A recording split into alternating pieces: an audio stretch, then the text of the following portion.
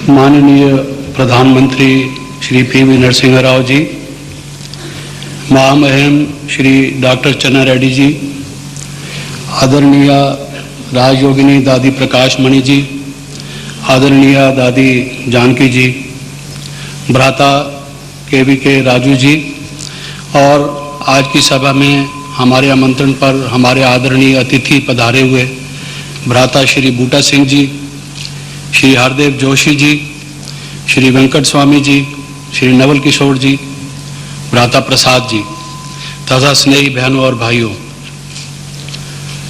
मैं भी दो शब्द तो अपने हार्दिक उद्गार के रूप में प्रकट करते हुए अवश्य कहूँगा कि आप सबका स्वागत करता हूँ।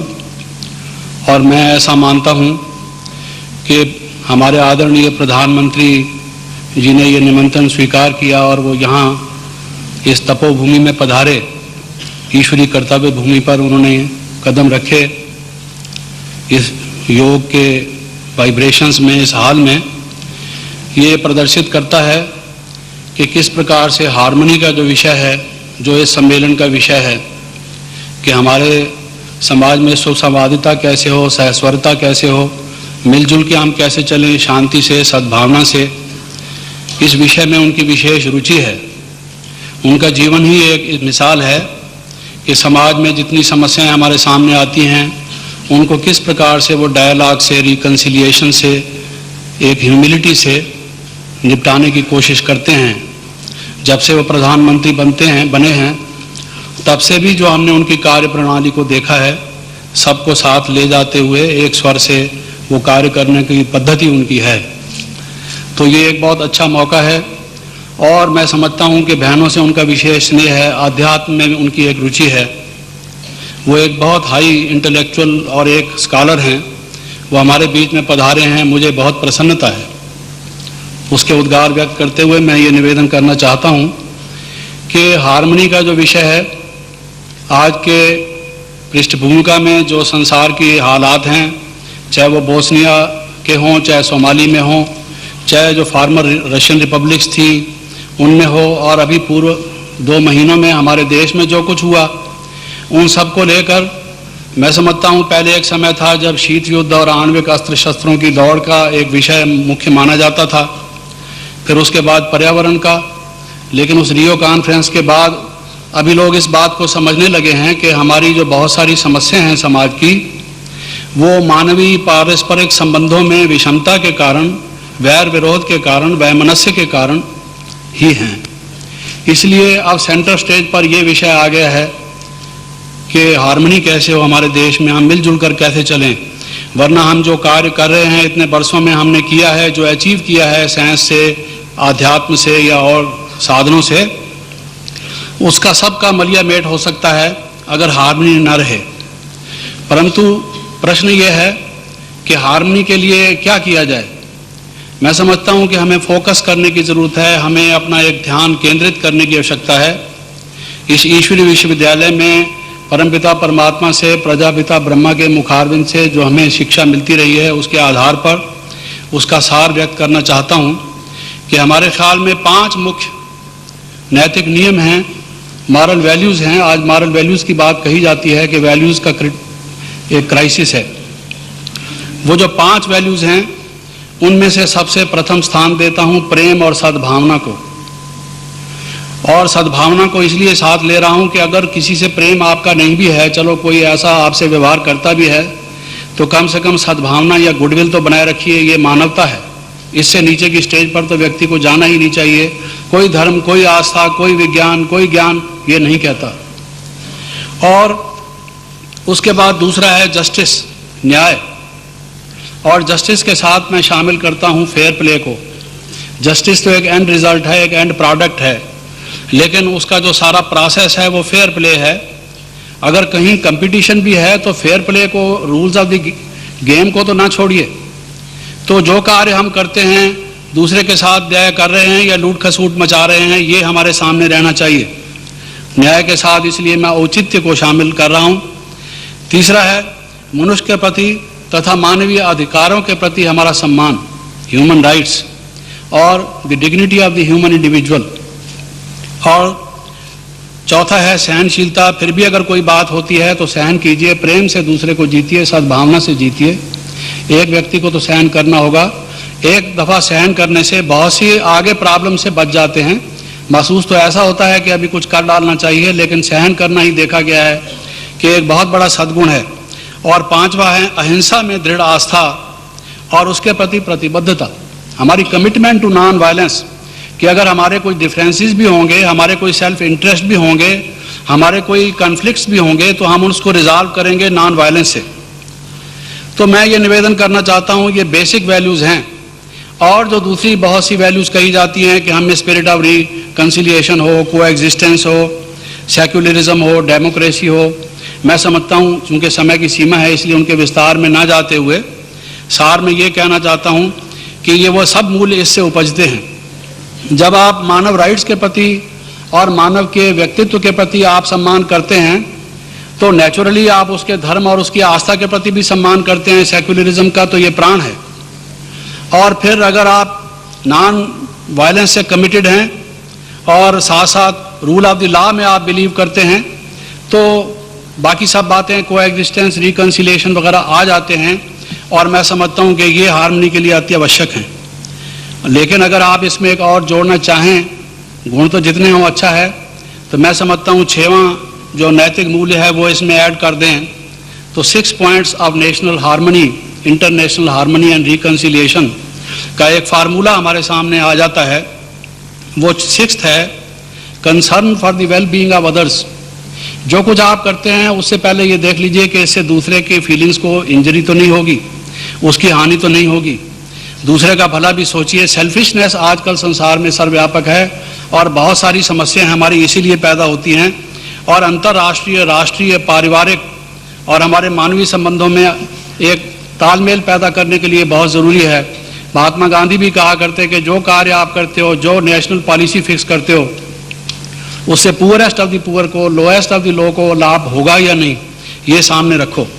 तो मैं ये समझता हूँ कि जैसे अप्रैल 1955 में बांदंग में नॉन अलाइंड नेशंस ने ये एक समझौता किया था, पंचशील जिसे कहा गया था, इस प्रकार से अगर ये 5 या 6 नियम ये हम अपना लेते हैं और हमारे देश की हर एक पॉलिटिकल पार्टी, हर धार्मिक संस्था, हर चिंतनशील व्यक्ति से पहली बात हम ये कहते हैं कि what is your stand on this, इसके विषय में आप क्या कहते हैं।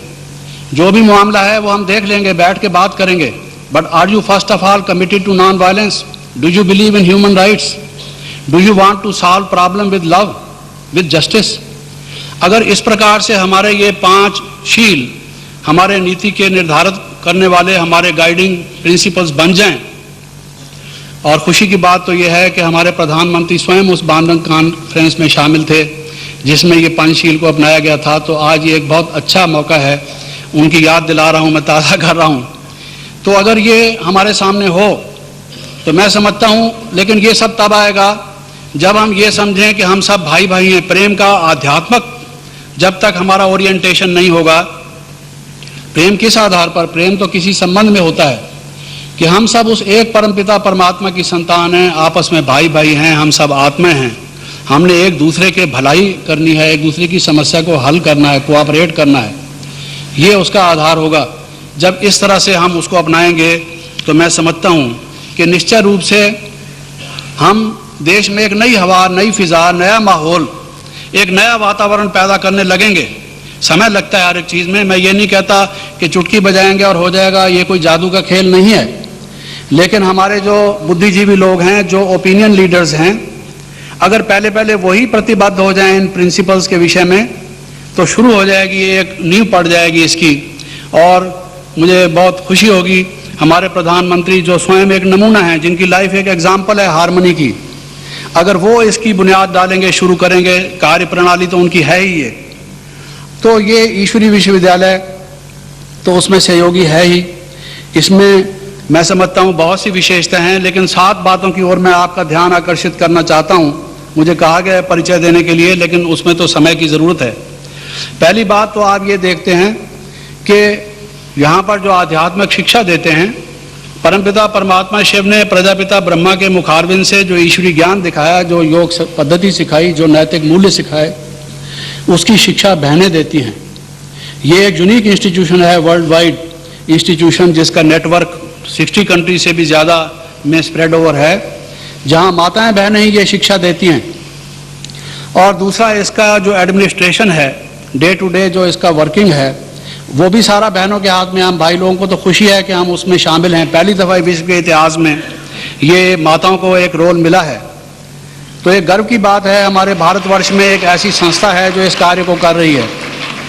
तीसरा, आप ये देखेंगे कि ये जो ईश्वरी विश्वविद्यालय है, इसकी शिक्षाएं सार्वभौम हैं, सर्वमान्य हैं, यूनिवर्सल हैं।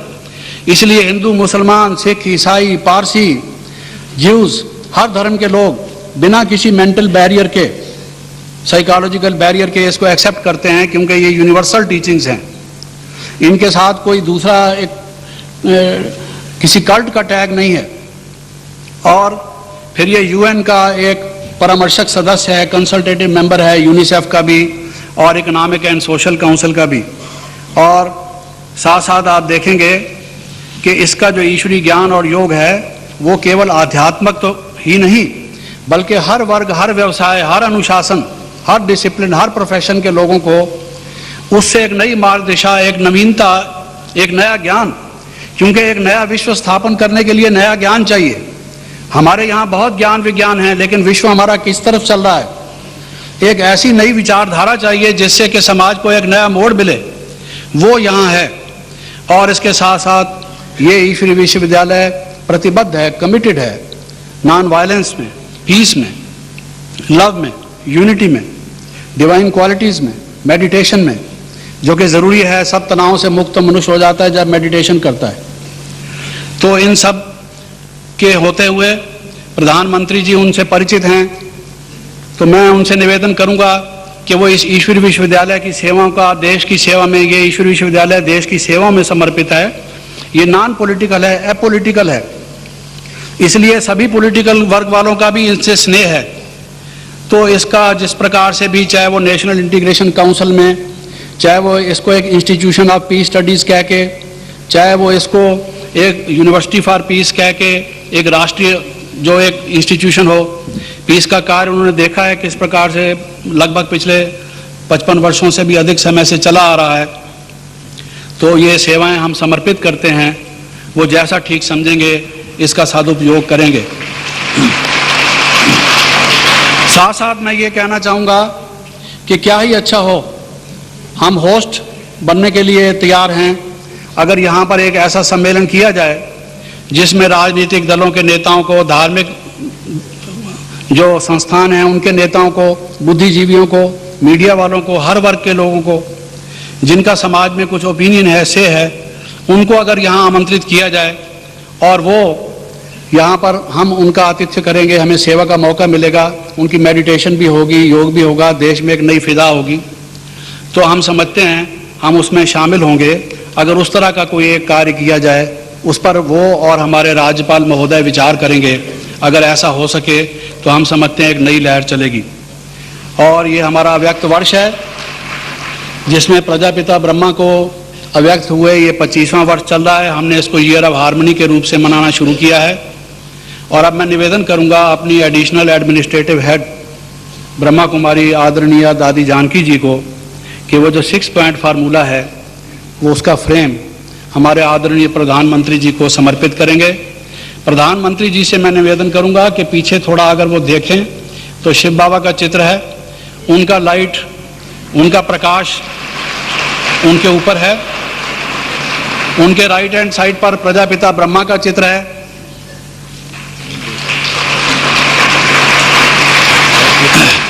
और बाईं ओर जगदम्बा सरस्वती जी का, उनका आशीर्वाद भी उनको प्राप्त है।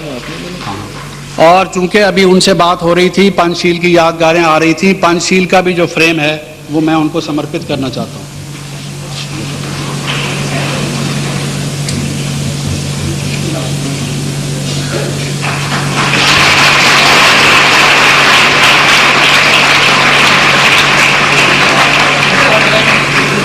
बल्कि उसके पार्टिकल्स, मैं गाड़ी में आता हूँ, मेरे साथ में बैठा हुआ अगर स्मोक करता है, मैं स्मोक नहीं भी करता, It is possible that I may have cancer. It is because that man is releasing such particles in the air, which if they settle on my lips or go into my system, I can be a patient of cancer. तो ऐसा नहीं है कि केवल एक व्यक्ति जो इस स्ट्रेस का शिकार बनता है उसको डिजीजेस होती हैं, बल्कि वो दूसरे संसार में सारों को रोगी बना रहा है। मैं तो ऐसा मानता हूं कि शायद ही मुश्किल से ढूंढने से, रोशनी में चिराग लेकर भी अगर आप ढूंढें तो परफेक्टली हेल्दी आदमी आपको आज के संसार में शायद कोई मिले, जो सोशली भी, मॉरली भी, फिजिकली भी, स्पिरिचुअली भी पूर्ण रूप से हेल्दी हो। उसकी वजह यह है कि एक चेन रिएक्शन सा है, हम हेल्दी होने की कोशिश करते हैं तो दूसरा व्यक्ति हमारे रास्ते में ऑब्स्टिकल्स पैदा करता है। तो मेरा निवेदन यह है कि हम जो स्ट्रेस या टेंशन है उसके इस पहलू को भी ध्यान दें। किसी ने कहा है कि when you move your finger you move the stars. ये दुनिया आपस में इंटरकनेक्टेड है और कोई भी एक्शन सबके सारे समाज को प्रभावित करता है। एक व्यक्ति भी अगर टेंस है तो वो दूसरों को टेंशन की जो वेव्स, वाइब्रेशंस वो देता है, समाज में टेंशन पैदा करता है। तो इसलिए भी मैं समझता हूं कि राजयोग का होना जरूरी है, केवल इसलिए नहीं कि मेरे ही साइकोसोमेटिक डिजीजेस से मैं शांति या मुक्ति पाऊं, बल्कि एक स्वस्थ समाज पैदा करने के लिए भी ये बहुत जरूरी है। दूसरी बात मैं आपसे ये निवेदन करना चाहता हूं कि आजकल दरअसल क्या है कि बहुत से डिसिप्लिन्स की कोऑर्डिनेटेड कुछ डिस्कशंस नहीं हो पाती, वरना अगर उस तरह के इंटरडिसिप्लिनरी कुछ मीट्स हमारी हों, जैसे कि आज राजयोग और होलिस्टिक हेल्थ, मेडिकल साइंसेज और स्पिरिचुअल साइंसेज की एक कोऑर्डिनेटेड, एक इंटरकनेक्टेड, इंटररिलेटेड, इंटरडिसिप्लिनरी मीट हुई। इसी तरह से बहुत से और डिसिप्लिन्स हैं।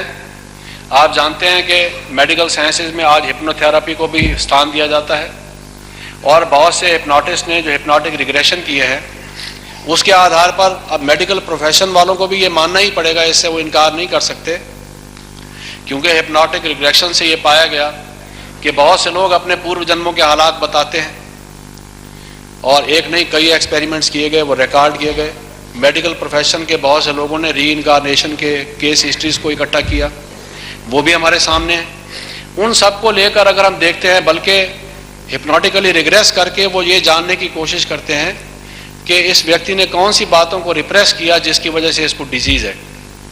वो अपने एक डिसिप्लिन से उन रोगों को ठीक करने की कोशिश करते हैं। तो मैं आपका ध्यान इस तरफ खिंचवाना चाहता हूं कि अभी जो डिजीजेस हमारी गलतियों से पैदा होते हैं या और फैक्टर से, वो अलग बात है, लेकिन अगर आप ये मान के चलें कि हमारी प्रीवियस बर्थ भी हुई है, इंसान की रीइंकारनेशंस भी होती हैं और उनकी वजह से उसके जो कुछ हैबिट्स हैं, जो कुछ पूर्व जनित संस्कार हैं, उसकी कुछ प्रीवियस प्रोक्लिविटीज़ हैं, कुछ टेंडेंसीज हैं, कुछ इंक्लिनेशंस हैं, कुछ हैबिट्स हैं जो वो शुरू से ही अपने साथ लेकर आता है, उनके कारण से भी बहुत से रोग उसको बचपन से पैदा होने शुरू हो जाते हैं।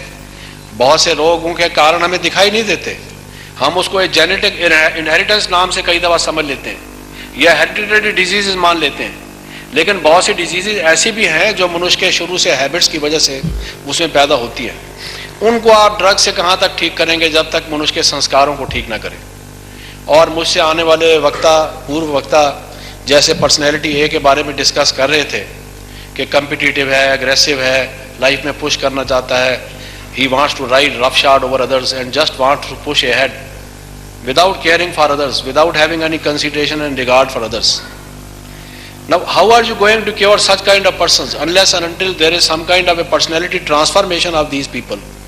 How can you cure them by just giving some kind of medicines, pills or drugs or whatever? It is here also that Raj Yoga comes in to cure the persons of their personality defects. Unless and until you cure these people of their personality defects, their illness cannot be permanently removed. उनके रोग को आप हमेशा के लिए समाप्त नहीं कर सकते। इसलिए ज़रूरत इस बात की है कि राजयोग को आप साथ साथ लें। सिर्फ स्ट्रेस की बात की नहीं है, बल्कि वैसे ही जो हैबिट्स की मनुष्य की बात है, अगर साथ साथ उसको आप राजयोग प्रैक्टिस ना कराएं तो वो व्यक्ति एक डिजीज से फारिग होगा, दूसरी हो जाएगी, दूसरी से फारिग होगा, तीसरी हो जाएगी।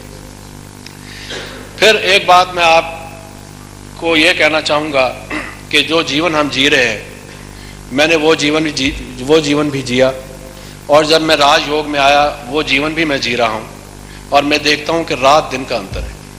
रात दिन का अंतर, लिटरली मैं कह रहा हूँ आपको, रात दिन का अंतर है। जैसे एक सोया हुआ व्यक्ति और एक जागता हुआ व्यक्ति, उसकी जो सारी कॉन्शियसनेस की स्टेज है, उसकी सारी जो स्टेट ऑफ बीइंग या स्टेट ऑफ लिविंग है, वो बिल्कुल डिफरेंट है। स्वप्न अवस्था, ड्रीम स्टेट अलग स्टेट है। जिन लोगों ने स्लीप को स्टडी किया है वो जानते हैं कि ड्रीम स्टेज क्या है, रैपिड आई मूवमेंट जिसमें होती है वो ड्रीम स्टेट क्या है, और जिसमें मनुष्य की आई बाल स्टिल्स होती है वो ड्रीम स्टेट क्या है, डीप स्लीप की स्टेज क्या है, जिस वक्त मनुष्य एवेकन अवस्था में होता है उस वक्त उसका रेटिकुलर एक्टिवेटिंग सिस्टम की क्या हालत होती है, उसके मेडुला और ऑब्लांगेटा की क्या कंडीशन होती है, उसके ब्रेन सेल्स की क्या कंडीशन होती है, उसके इलेक्ट्रिकल स्टिमुलाई के रिस्पांस किस प्रकार से यूज कर रहे हैं। जैसे बहुत से ब्रेन साइंटिस्ट या न्यूरोलॉजिस्ट कहते हैं कि हमारे ब्रेन में बहुत सारी ऐसी फैकल्टीज हैं जिनको हमने अवेकन ही नहीं किया, आधी फैकल्टीज को भी हम यूज नहीं कर रहे। हमारे माइंड में ही इतनी एबिलिटीज हैं जिनका हमें पता ही नहीं, बाई डिसयूज वो एट्रॉफी हो गई है, या अभी तक वो अवेकन हुई ही नहीं, हमने प्रयोग ही नहीं किया। किसी किसी केस में हम देखते हैं और हम उनको जीनियस कह देते हैं, लेकिन वास्तव में हर एक व्यक्ति में वो होनी चाहिए। उनका डेवलपमेंट हमने किया ही नहीं। किसी के राइट ब्रेन का हुआ है तो लेफ्ट ब्रेन का नहीं हुआ, किसी के लेफ्ट ब्रेन का हुआ है तो राइट ब्रेन का नहीं हुआ, किसी का इमोशनल हुआ है तो इंटेलेक्चुअल नहीं हुआ, किसी का एनालिटिकल नहीं हुआ तो फैकल्टी का नहीं हुआ तो दूसरी फैकल्टी का हुआ है। तो ये जो हमारी स्टेट ऑफ लिविंग है ये बिल्कुल आर्टिफिशियल, और मैं कहूँगा कि हम अपने जीवन का 1/10 पार्ट भी नहीं जी रहे। जीवन में लुत्फ क्या है, जीवन में आनंद क्या है, जीवन में खुशी क्या है, जीवन में मस्ती क्या है, जिसमें आपको लगे कि लाइफ एक बड़ा वैल्यूएबल रिवार्ड है, लाइफ इज वर्थ लिविंग। आप जीना चाहें क्योंकि उस जीवन में आनंद है, उस जीवन में एक मस्ती है, उस जीवन में एक खुमारी है, उस जीवन में एक खुशी है, और दुनिया के सब खजाने उस खुशी के सामने हेज हैं। वो कितने मनुष्य हैं इस जीवन दुनिया में, मैं समझता हूं गिनती के भाई बहन होंगे जो उस जीवन को जी रहे होंगे। तो किसी ने कहा है कि ये जो आनंदमय अवस्था है, ये जो तुरीय अवस्था है, ये जो खुमारी वाली अवस्था है, जिसको स्पिरिचुअल इंटॉक्सिकेशन हम कहें, वो स्टेज जीने के लिए डॉक्टर्स के लिए भी, पेशेंट्स के लिए भी, नॉन पेशेंट्स के लिए भी, सभी के लिए ये जरूरी है। राजयोग की इसलिए भी आवश्यकता है, हम केवल उसके मेडिकल बेनिफिट्स को देख रहे हैं। दूसरा मेरा यह निवेदन था कि आपके सामने जो राजयोग की गाइडेड मेडिटेशन दी जाती है, आप इतना ही ना समझ लें कि राजयोग शायद इतना ही है। राजयोग एक इन इटसेल्फ एक पूरी एजुकेशन है। इसमें मैं समझता हूं कि सारे डिसिप्लिन्स का एसेंस है।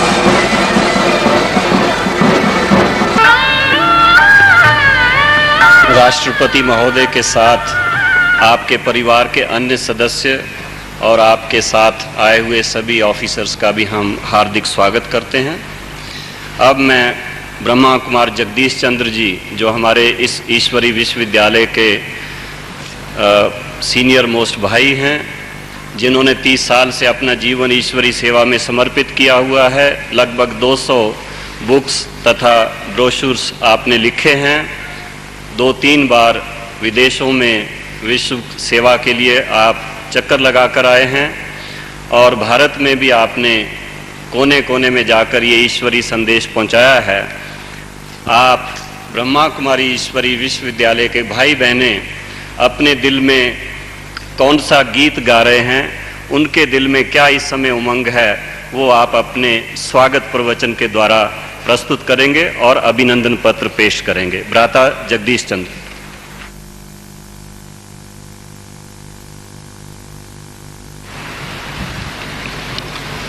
ओम शांति। जैसे कि अभी मंच से कहा गया, आप सभी जो उपस्थित बहन भाई हैं, केवल वे ही नहीं बल्कि इस ईश्वरी विश्वविद्यालय के विश्व भर में जो प्रभु स्नेही, योग अभ्यासी, पवित्र जीवी बहन भाई हैं, आज उनका सब कितना मन प्रफुल्लित होगा कि हमारे बीच महामहिम राष्ट्रपति महोदय पधारे हैं। तो मैं उन सब का एक प्रतीक, एक प्रतिनिधित्व करते हुए उन सब की ओर से आपके सामने अभिनंदन पत्र पढ़ता हूँ।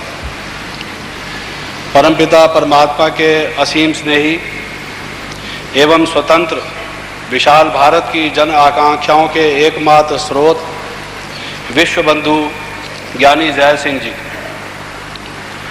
आबू पर्वत की विराट भुजाओं में बसी इस तपोभूमि का जनमन आपका हृदय से स्वागत करता है। हे भारत के गौरव, विशाल हृदय कर्मवीर, प्रजापिता ब्रह्मा कुमारी ईश्वरीय विश्वविद्यालय का ये अंतर्राष्ट्रीय मुख्यालय आज आपके अपने हृदय से, आपकी तशरीफ आवरी से गौरवान्वित हुआ है। स्नेह संपन्न नैसर्गिक सूत्र में बंधे हमारे अनेकानेक राजयोग निष्ठ ब्रह्मा कुमारियां अपने देश विदेश के 1500 सेवा केंद्रों की ओर से आपका प्रेम पूर्ण अभिनंदन करते हुए आत्मिक आनंद का अनुभव करते हैं। भारत के उत्थान और उत्कर्ष की कहानी अपनी विशिष्ट रीति नीति से नित्य ही पल्लवित करने वाले भारत रत्न आपको दृढ़ संकल्प शक्ति, निर्भीकता, दूरदर्शिता व परिपक्वता ने देश की हित कामना एवं राष्ट्रीय एकता की जो ज्वलंत स्वरूप साकार किया है, वो अपने आप में अद्वितीय है। आप जैसे महामहिम राष्ट्रपति को पाकर निस्संदेह भारत का सर्वांगीण विकास हो रहा है। आज की इस पावन वेला में हमारे रोम रोम से ये एक ही अभिलाषा प्रस्फुटित हो रही है कि आप इसी प्रकार देश विदेश के कल्याण हेतु राज्य सत्ता के साथ साथ ईश्वरीय सत्ताधारी बन, सहज राजयोग द्वारा दिव्य शक्तियों के अधिकारी बन, चिरकाल तक मानविक सेवा में अग्रसर होते रहे। सफलता सदा आपके कदम चूमती रहे। इसी अंतर्भावना के साथ हम हैं आपके स्नेही ब्रह्मा कुमारियाँ और ब्रह्मा कुमार, आपके शुभाकांक्षी। इसके साथ साथ हमारे महामहिम राष्ट्रपति महोदय से दिल्ली में भेंट हुई थी कुछ समय पहले, जो इस ईश्वरीय विश्वविद्यालय के विदेशों में सेवा केंद्र हैं, उनकी निर्देशिका ब्रह्मा कुमारी जानकी जी की। उनका भी एक टेलिस मैसेज आपके प्रति आया है, वो मैं पढ़ता हूँ। Welcome to the holiest and highest pilgrimage place, the land of the honey forest Madhuban, the land of God's love and light. We know that all blessings and multi-million-fold fortune from God awaits you. All the good wishes of your entire spiritual family are with you. B.K. Janki. आपके साथ साथ मैं महामहिम राज्यपाल महोदय का, श्रीमती मेहरा जी का और डॉक्टर मनजीत कौर जी का, साथ साथ अपने मिनिस्टर बकौलिया जी का और उनके साथ जो परिवार के सदस्य या दूसरे बहन भाई पधारे हैं, उन सब का भी हार्दिक स्वागत करता हूँ। उसके साथ साथ कुछ दो शेर आपकी अकीदत में, आपकी खिदमत में पेश करता हूँ। जुस्तजू रूह को रहती है जिसका वस्ल पाने की, जुस्तजू रूह को रहती है जिसका वस्ल पाने की। वस्ल का मतलब होता है परमात्मा से मिलना। हाँ, जुस्तजू रूह को रहती है जिससे मिलन मनाने की। मिली सब बरकतें हों तो भी चश्म ढूंढती है जिसको पाने की। मनुष्य को जीवन के जैसा सामान मुयस्सर हो जाएं, परंतु फिर भी एक इच्छा जीवन में, जो परम इच्छा है, वो ये रहती है कि किसी तरह से परमात्मा से वस्ल हो जाए। पाक परवरदिगार आलम का है जो आप उसके घर आए। पाक परवरदिगार आलम का घर है जो आप उसके घर आए। मन में सरूर है कि मुदब्बर घर आए, मोतबिर आए। दिल करता है दुआएं के सब रूहानी राज खुल जाएं। अभी भी जब हम रास्ते में आ रहे थे तो कुछ ज्ञान की चर्चा चल रही थी, आपके कुछ प्रश्न थे, तो मैंने आपसे निवेदन किया था कि हमें खिदमत का मौका बहुत कम मिला है, रूहानी सेवा हम पूरी नहीं कर पाए। मैंने मिलिट्री सेक्रेटरी साहब से भी कहा था और प्रेसिडेंट साहब से ख़ास निवेदन किया था कि अगर आज थोड़ा सा समय मिलेगा तो जो यूथ की प्रदर्शनी है वो आपको दिखाएंगे जहां आप ठहरे हुए। इसी उस ख्याल से ये अर्ज़ किया है, दिल करता है दुआएं कि सब रूहानी राज खुल जाए। वक्त आप दें कि हम रूहानी सेवा कर पाएं। एक दफा फिर स्वागत करता हूं।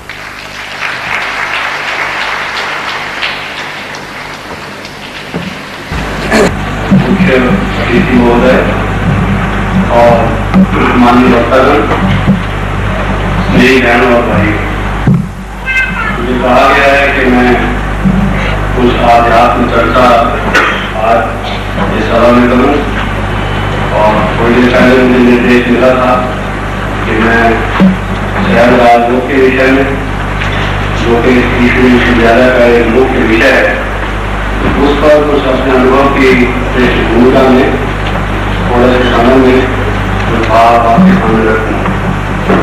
बात दरअसल ये है कि आज से लगभग 30 वर्ष पहले जब मैं एक टीचर ट्रेनिंग इंस्टीट्यूशन में प्रधान अध्यापक के पद पर था, प्रिंसिपल के पद पर, मुझे उस समय की याद आ रही है जब राजयोग का प्रश्न मेरे सामने आया है। मुझे योग में विशेष रुचि थी, बचपन से कुछ ऐसे आध्यात्मिक अनुभव हुआ करते थे। हो सकता है कि पूर्व जन्म में कोई भक्ति या साधना का कोई फल रहा हो, परंतु कई बार ऐसे बैठे बैठे मुझे ऐसा लगता था कि जैसे किसी पर्दे के पीछे से वो ईश्वरी शक्ति, वो ईश्वरी आवाज मुझे बुला रही है, लेकिन इस आत्मा को कोई रास्ता नहीं मिलता।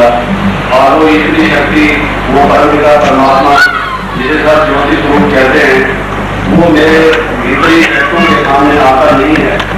तो मन में ये उत्कट इच्छा बनी रहती कि इसी जीवन में मैं और किसी लक्ष्य को अपने सामने न लेकर संसारिक वैभवों, पदार्थों, मान और पद की लालसा न रखकर अपने जीवन में एक ही एक चेष्टा करूंगा कि मैं परमपिता परमात्मा का अनुभव अपने जीवन में पाऊंगा।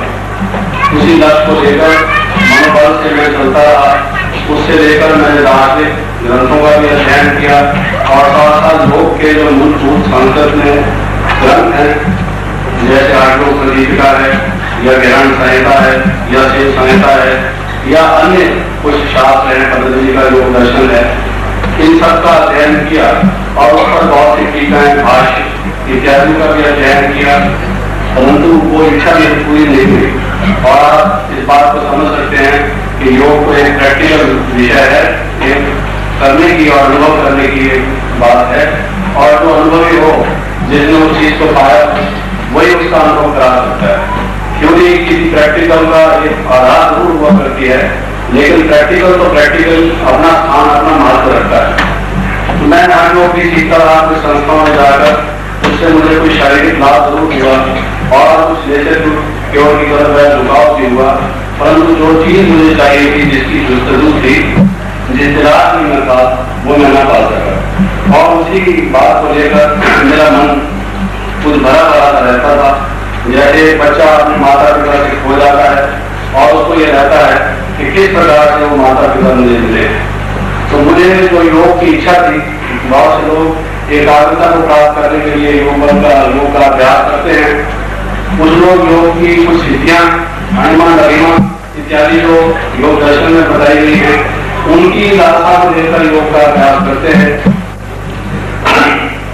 कईयों में जीवन में मुक्ति या मोक्ष की प्राप्ति की इच्छा, उसके कारण से भी योग का अभ्यास करते हैं। परंतु मुझे योग का जो अभ्यास करे, उस समय जब मैं बात कर रहा हूँ, जो शौक था, जो लगन थी, जो एक उत्कट इच्छा थी, वो इसलिए विशेष रूप से कि मैं जो विज्ञान का अध्ययन करता या जो तत्व दर्शनों का अध्ययन करता, उससे मैं ये इसी निष्कर्ष पर पहुंचा कि ये संसार परिणामी है, परिवर्तनशील है, यहाँ की सब चीज क्षणभंगुर है, अस्थिर है, कुछ भी संसार में शाश्वत नहीं है, कोई भी चीज यहाँ रहने वाली नहीं है, न ये शरीर रहने वाला है, न ये राज रहने वाला है। इस पृथ्वी में बड़े बड़े राजाओं को अपने में समा दिया, जो चक्रवर्ती राजा कहलाते थे, वो भी एक दिन न रहे। तो कैसा एक ऐसा योग हो कि उस परमात्मा की याद में रंजन और ऐसा आनंद अनुभव हो, ऐसी शाश्वत शांति अनुभव हो, जीवन में वो एक अविनाशी खजाना मुझे मिल जाए। उस बात को लेकर मैं योग सीखना चाहता था कि जो आनंद की अवस्था, जो एक ऐसा लज़्ज़त, ऐसा रस, ऐसा अनुभव जिससे उत्कट, जिससे अच्छा और कोई उत्कृष्ट अनुभव नहीं है, ऐसा अनुभव मेरे जीवन में हो। मैं कई बार जो चित्र में शंकर जी को देखा करता, लोग मुझे कहते कि ये योग साध रहे हैं, तो कैसा वो योग है जिसमें रंग जाने से जीवन में सदा के लिए आनंद आ जाता है और सब विकार मिट जाते हैं। मन का जो बंध आवरण और विक्षेप है वो नष्ट हो जाता है और मन एक रस अवस्था को प्राप्त करके स्थिर हो जाता है, जिसको स्थित प्रज्ञ कहा है। उसके लक्षण जीवन में प्रकट हो जाते हैं और गीता में जिस दैवी संपदा का वर्णन किया है वो दिव्य स्वतः ही आते चले जाते हैं। उसके साथ साथ ऐसे लोग की मुझे दिलाया थी, उसको लेकर मैंने गीता में पढ़ी और भी संसार के अन्य धर्मों के जो ग्रंथ हैं उनका अवलोकन भी मैंने किया। लेकिन जबकि मैं बात आपसे कह रहा हूँ, उन दिनों में ब्रह्मा कुमारी बहनों का दिल्ली में आगमन हुआ, तब इस ईश्वरी विश्वविद्यालय की सेवाओं का अभी प्रारंभ हुआ था।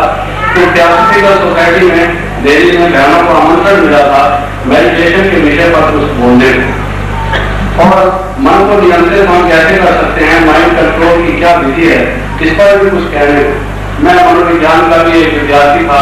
मन क्या है ये मेरे मन में बहुत बड़ी उत्सुकता बनी रहती थी कि मन ही से तो सारा खेल है, मन ही से ये सब रचना रची हुई है और मन को मनुष्य नहीं जानता। कहीं मन को दबाने की बात हो रही है, कहीं मन को मारने की बात हो रही है, कहीं चित्र की वृत्तियों के विरोध की बात कही जा रही है।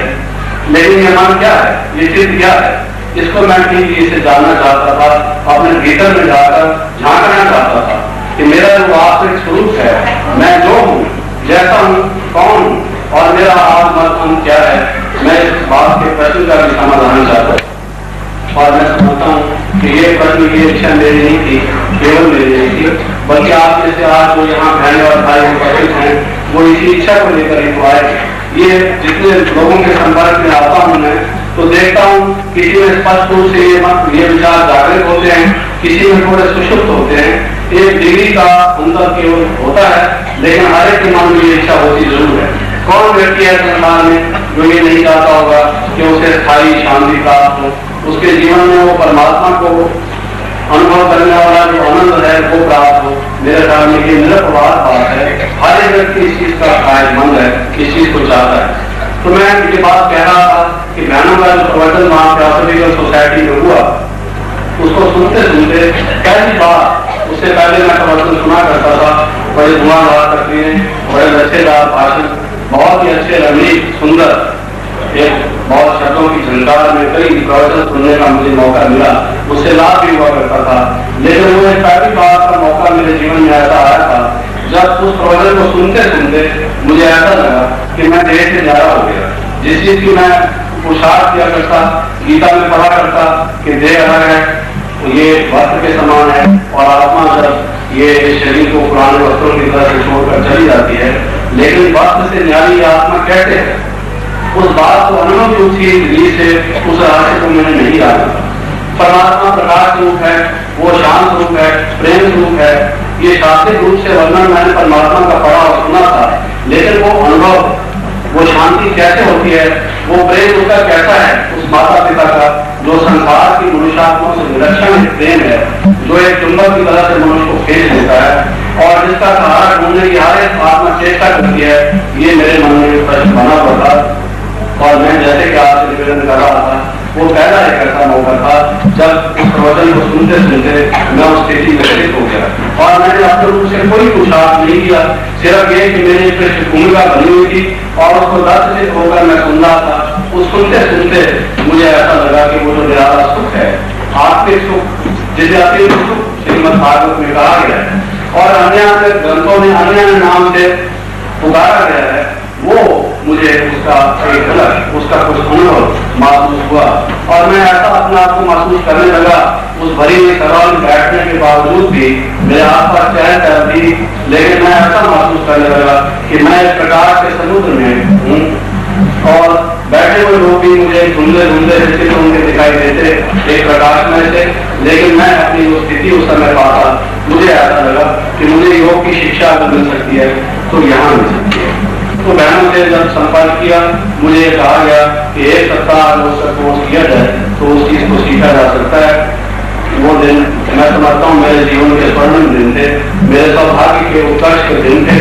उस परमात्मा की कृपा मेरे सिर पर थी और वो दिन मुझे जो संकल्प आए वो इसमें आकर्षित करके लिया है और आज मैं अपने को एक धन्यवाद मानता हूँ, उस परमात्मा की कृपा मानता हूँ कि मैं उस चीज को पा सका जिसकी मुझे इच्छा थी और ये केवल उसी की कृपा का प्रसाद है। और बहनों और भाइयों, मैं जो विदेशों में जा रहा हूँ, जैसे कि बहनों ने अभी कहा आपके सामने, वो इसी ख्याल से कि वो जो मेरा अनुभव है, वो जो परमात्मा की देन है, वो जो उसने मुझ पर कृपा की, बहुत से ऐसे भाई बहन इस तरह से कि संसार में, भारतवर्ष में ही केवल नहीं बल्कि देश विदेश में ऐसे आत्मा है जो उस पिता को, उस परमात्मा को, उस माता पिता के स्नेह को प्राप्त करना चाहती है। तो उस एक्सपीरियंस को मैं दूसरों में शेयर करूं, क्योंकि मैंने जो पहले योग के विषय में चर्चा सुनी, पढ़ी और उसका जानना शिक्षण प्राप्त किया, मैंने ये देखा कि इस विश्वविद्यालय में जो योग की शिक्षा है वो अति सरल है, अति सहज है, और उसको यदि कोई ठीक से नियम पूर्वक, विधि पूर्वक उसका अभ्यास करे तो न केवल वो सुगम है बल्कि थोड़े ही समय में वो उस फल को, उस प्राप्ति को प्राप्त कर सकता है जिसकी उसे इच्छा है। तो क्यों ना जब ऐसी एक खजाना मिला है उस परमात्मा से, तो सब आत्माओं को जो उसके लिए तलाश में है उनको भी उसका वरदान दिया जाए। अब आप जैसे कुछ सोचते होंगे कि मैंने योग के विषय में तो काफी कुछ कहा, लेकिन वो योग क्या है जो मैंने यहाँ सीखा। मैं उनके समय कम है, मेरे पास प्रोग्राम काफी बड़ा है, इसलिए मैं आपका अधिक समय नहीं दूंगा। आज तो ये कार्यक्रम किसी और विषय बात को लेकर किया गया है, परंतु योग का विषय ऐसा है जिसमें बोलने को मन करता है और मैं समझता हूँ कि आपका भी सुनने का मन करता हो। इसलिए मैं केवल 2-3 मिनट में आपसे इतना निवेदन थोड़ा करना चाहूंगा कि जिस योग को हम विभिन्न नामों से गीता में पढ़ते रहे कि ज्ञान योग है, कर्म योग है, संन्यास योग है या भक्ति योग है, बुद्धि योग है इत्यादि अनेक नाम बताए गए, और हम यहाँ आने से पहले ऐसा मानते रहे कि ये विभिन्न प्रकार के योग हैं। संसार में अन्य अनेक प्रकार के योग होते हैं, कुछ बुद्धिजीवी होते हैं, बुद्धि प्रधान होते हैं, उनके लिए बुद्धि योग ठीक है, कुछ भावना प्रधान है, भक्ति प्रधान है, प्रेम प्रधान है, उनके लिए भक्ति योग ठीक है, कुछ कर्मठ लोग हैं, कुछ करने वाले रोजान वाले लोग हैं, उनके लिए शायद कर्म योग है, निष्काम कर्म करते चले जाओ, ये उनके लिए शायद आज्ञा है भगवान की। इस प्रकार से समझते रहे। लेकिन जब मैं इस विश्वविद्यालय में आया तो मैंने ये देखा कि ये जो योग यहाँ पर जिसके प्रशिक्षण मिलता है उसमें ज्ञान योग, कर्म योग, संन्यास योग, भक्ति योग, बुद्धि योग और भी अन्य जितने प्रकार के योग हो सकते हैं उन सबका समन्वय ये इंटीग्रेटेड योग है, जिसको हम सीखते हैं तो हमारा बौद्धिक पक्ष भी विकास को प्राप्त करता है, हमारा भाव पक्ष, भावना पक्ष भी, हमारी डिवोशनल एबिलिटीज भी डेवलप होती हैं और इमोशनल कंट्रोल भी हमारा होता है, और साथ साथ मन की स्थिरता भी हमें आती है, जो एक मनुष्य के विकास के लिए जितने पहलू, जितने एस्पेक्ट्स हो सकते हैं, साइकोलॉजिस्ट जिसको पर्सनैलिटी डेवलपमेंट कहते हैं, वो भी साथ साथ होता है। योग की साइकोलॉजी, योग की साइकियाट्री में मेरे ख्याल में सब प्रकार की साइकोलॉजी समा जाती है और मनुष्य का हर प्रकार का विकास भी होता है, प्रकाश भी उसे मिलता है, आनंद भी मिलता है, शांति भी मिलती है, और उसके जो संस्कार है एक एक बुरी हैबिट को या एक एक अवगुण या दुर्गुण को या आत्मरक्षण को उसे छोड़ने की जरूरत नहीं रहती, बल्कि जैसे जंगल को आग लगा दी जाए तो सब कांटे दूर हो जाते हैं। इसी प्रकार तो योग की विधि ऐसी आत्मा पर गिरती है कि जन्म जन्मांतर की पड़ी हुई मैल उस पर आई हुई तरह टुकड़े टुकड़े होकर अलग हो जाती है और आत्मा एक सच्चे सोने की तरह से एक प्रकाशमान हो जाती है। ऐसा वो योग है जो यहाँ सिखाया जाता है। और मैं पहली दफा भी जब ऑस्ट्रेलिया और अन्य देशों में गया था, जिनकी चर्चा अभी आपके सामने हुई, तो मैंने देखा कि वहाँ पर लोगों को इन चीजों की बहुत शौक है, बहुत कदर है। भारत के लोग तो बहुत ज्यादा ये समझते हैं कि देश हमारा है और हम हमारे देश की ये देन है, हम लोग तो योग को जानते ही हैं। और जैसे आपको मालूम है कि जिस देश में जो चीज होती है वहाँ उसकी कदर कुछ कम होती है और देशों में ज्यादा होती है, परंतु इस बात जानने के लिए नहीं जा रहे कि केवल यहाँ का इस चीज की कम होती है, बल्कि इस ख्याल से भी कि आत्माएं हमारे लिए एक जगत या रंग या जाति का कोई भेद नहीं, जहाँ जिस व्यक्ति को इस चीज की तलाश है, इच्छा है, वहां पहुंचकर उसको इस चीज की चीज देना ये हमारा कर्तव्य है। और आज आपने जो इस सभा में मेरे इस आत्मा के प्रति कुछ कहा और अपना भाव प्रकट किए, उसके लिए मैं आप सबका धन्यवाद करता हूँ भाई लोगों का, और ये कह के समाप्त करता हूँ।